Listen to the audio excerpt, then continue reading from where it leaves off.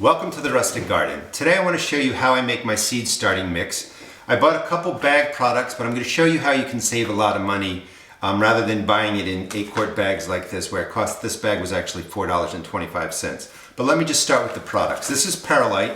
It's a volcanic rock that is heated, and when it's heated it expands and you get the product that you've seen in a lot of starting mixes and potting soils. It's very lightweight and it's sterile, and that's one of the keys, that this is sterile. If you use soil from out in your garden, you bring it in to start seed, you're bringing in fungus and bacteria and things that can harm your plant. This is peat moss. This is dry peat moss. It's very, very lightweight, water absorbent, and you can buy this a couple of ways. I'll get back to that in a second. This bag of seed starting mix was $4.25 and it was 8 quarts. This bag of perlite was also $4.25. It's also 8 quarts. And I could have bought a third bag of just plain peat moss at the same price. It would have been $4.25. However, if you go out into your garden section, you can get 3 cubic feet of dried peat moss for about $10. And if you're not sure about that size, it's the width of this table, about this wide, and it's about this tall. So it's a lot of peat moss, and you're going to save yourself a lot of money. Rather than buying peat moss at $4.25 per 8 quarts, go and get the 3 cubic foot bag. That's going to save you a lot of money. Now, this is the seed starting mix that you buy, and this is what it looks like. And it's basically, this is just wet peat moss and perlite. So you can make it yourself and end up saving a lot of money. And I figured it out that this is $4.25. If you make it your own by buying the 3 cubic foot bags of peat moss and then adding in the perlite, it's only about $1, $1.50 a bag.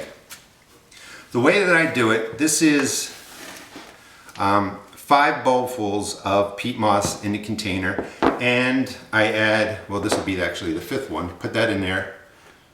And then 1 bowl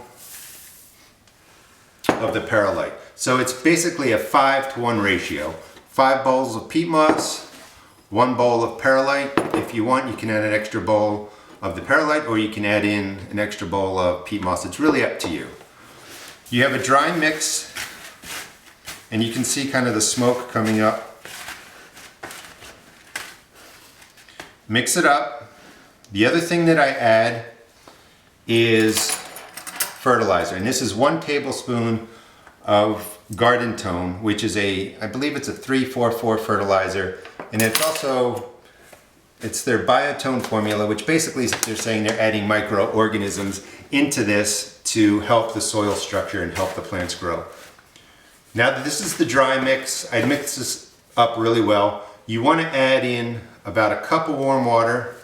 I'm going to stand up for that.